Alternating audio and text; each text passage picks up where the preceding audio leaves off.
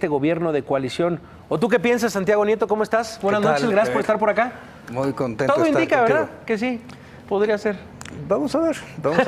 Mañana yo creo que Emilio Álvarez y Casa podría dar más luz sobre el evento de mañana. Pero bueno, creo que es importante, la idea del gobierno de coalición existe a nivel constitucional, está prevista, y creo que es importante que se empiece a trabajar en un proyecto que implique responsabilidad, no solamente en el ámbito de los acuerdos parlamentarios, sino sobre todo del ejercicio gubernamental. Hay que recordar que nuestro sistema de partidos se ha atomizado, y lo que se ha conformado a partir de esa atomización de los partidos políticos son coaliciones movibles, un poco un sistema de fragmentación que es importante que dé un paso más adelante y que no se quede solamente en la campaña electoral, sino que se pase al ejercicio gubernamental con responsabilidad, ¿no? ¿Qué esperas de las campañas?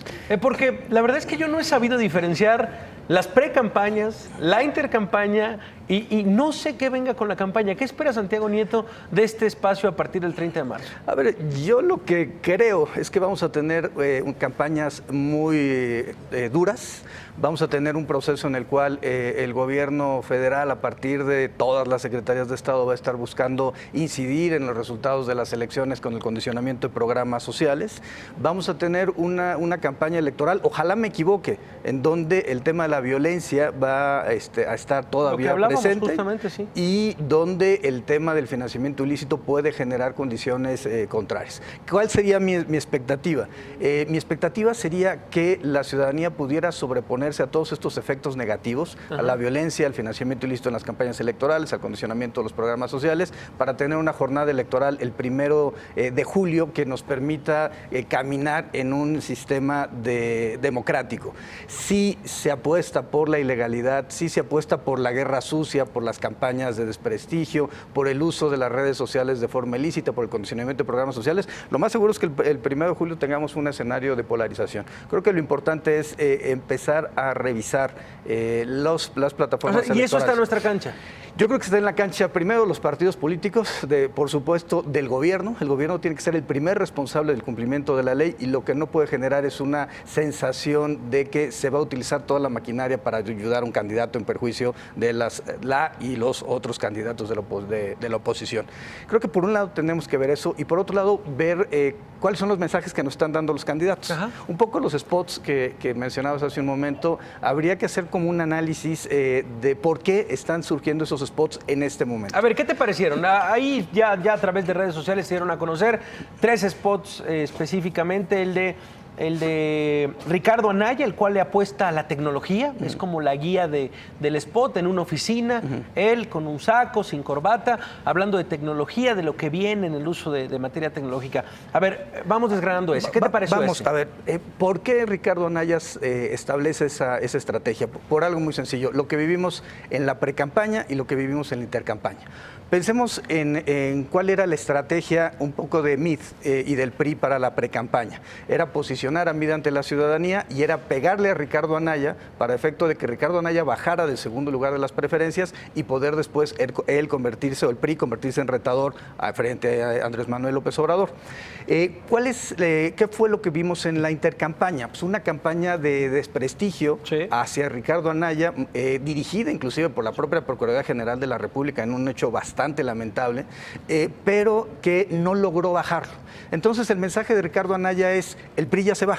El PRI ya se va, y ahora tenemos 2 opciones. La opción A, Andrés Manuel López Obrador, que implicaría desde la perspectiva de Anaya la vuelta al pasado, y B, la perspectiva de Ricardo Anaya, que es apostarle a la tecnología, a las nuevas generaciones, y mandar un mensaje de un ejecutivo eficaz para poder granjearse el apoyo de ciertos grupos, sobre todo en el ámbito juvenil. Ok, un ejecutivo eficaz, esa es la visión que quiere dar a partir de la tecnología. El otro que hay que revisar es el de José Antonio Meade. Sale, me parece, con 4, particularmente se han vuelto virales 2. Uno en el cual aparece con fondo negro, el tema central del spot es la corrupción. Es justo el que aparece en estas imágenes. El tema de la corrupción, y en otro bueno, pues con unos jóvenes, ¿no? Que platica y dice, bueno, ¿qué vas a hacer? Ya saben por quién votar, etcétera. ¿Qué te parecieron estas dos propuestas de José Antonio Meade? Y creo que estamos en el mismo escenario, es decir, el problema que tuvo José Antonio Meade en precampaña y en intercampaña fue que a pesar de que creció en la percepción de conocimiento popular del 43 al 86%, lo cierto es que su preferencia electoral no subió. Y el tema central... Y esa era la apuesta, ¿no? Perdón. Sí, la apuesta del PRI era, está en 40%, no lo conocen, pero en cuanto lo conozcan van a votar por él. Y eso no sucedió. No sucedió. ¿Por qué? ¿Por qué no sucedió? Porque en el momento en que se relaciona a Meade con el PRI, con el gobierno de Enrique Peña Nieto, entonces empieza a disminuir su grado de aceptación entre el electorado. Y el punto central, por eso que el mensaje que quiere mandar a Meade es: yo siempre he combatido la corrupción, porque el problema que tiene su campaña es que mientras no se deslinde del actual gobierno, mientras no se deslinde de la corrupción, pues no va a poder tener una mayor presencia en el electorado. Y un deslinde de hechos, ¿no? O sea, no es un deslinde de bla, bla, bla, de propuestas tal vez. La gente no lo cree ya directamente en un discurso. Está interesante. La verdad es que a mí me sorprendió el tema. Al final son, ahora sí que los caballos con los que salen, el golpe en la mesa con lo que salen en la primera... el primer spot de la campaña. ¿Qué te pareció Andrés Manuel López Obrador? Andrés Manuel López Obrador, vaya, nos sorprendió que no habló de él.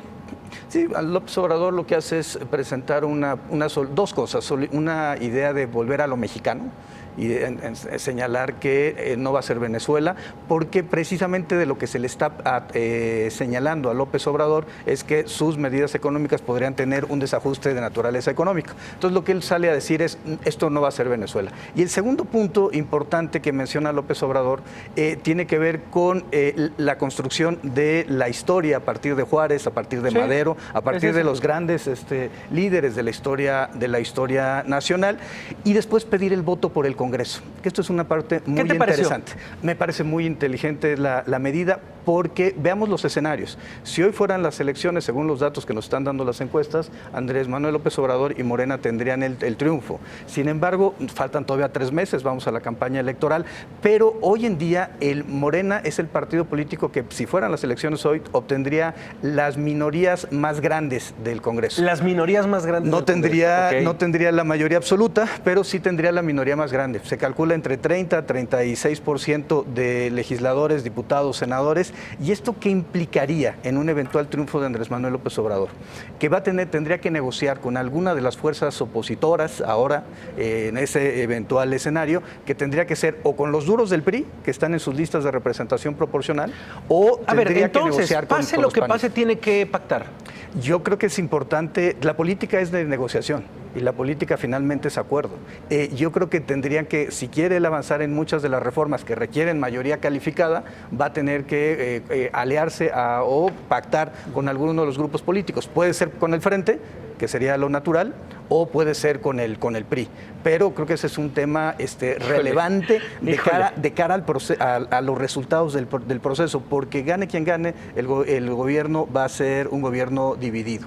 En este escenario que te planteo, también hay que ver qué sucederá en el Frente, pero lo mismo podemos hacer bajo un escenario en que ganara Ricardo Anaya las elecciones. ¿Quién tendría la mayoría del Congreso? Todo parece indicar que Morena crecería de forma muy importante, y la pregunta es con quién podría pactar Ricardo Anaya una eventual reforma. Qué interesante qué va a pasar y por qué salen con estas cartas cada uno de los candidatos. Ya veremos, es el 30 de marzo que empiezan las campañas.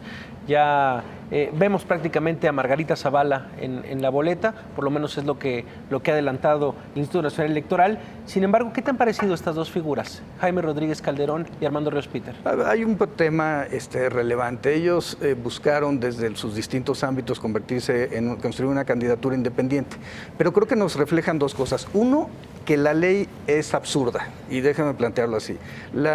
Finalmente, el marco normativo te exige 860,000 votos 860,000 firmas en este momento para constituir una candidatura independiente, el 1% del padrón electoral. México tiene 87 millones de personas en los listados nominales de electores. Cuando se hizo el cálculo eran 86 millones, pero el punto es que es 4 veces más de lo que se requiere para constituir un partido político. Además, no tienen acceso a radio y televisión en esta primera etapa, no tienen acceso a financiamiento de naturaleza pública, entonces van en una situación de alta vulnerabilidad.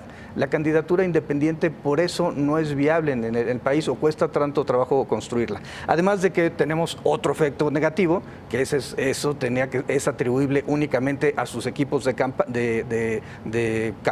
campaña, de búsqueda de apoyo ciudadano, que tiene que ver con la ilicitud.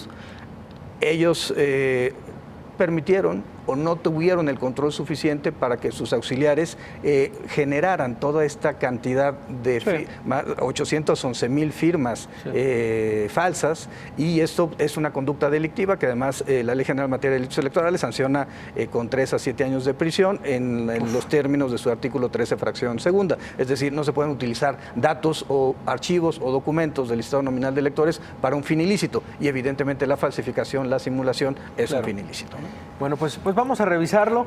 Por supuesto, tocamos base contigo de manera frecuente por acá, Santiago Nieto, para este análisis. ¿En qué andas? ¿Qué nos preparas para los próximos meses? Bueno, estoy trabajando en un texto que quiero denominar Las memorias de un fiscal incómodo. Ah, caray. Un poco describir qué es lo que se vive dentro de los análisis del derecho penal electoral, de la FEPADE, y la necesidad de por qué reformular el sistema para que sea un sistema mucho más eficaz. Bueno, pues estaremos a la espera de Las memorias de un fiscal incómodo. Queremos la exclusiva por acá. Pero por supuesto, ¿Ya está? Santiago Nieto, gracias por estar por acá, de verdad. Bueno, pues ahí está Santiago.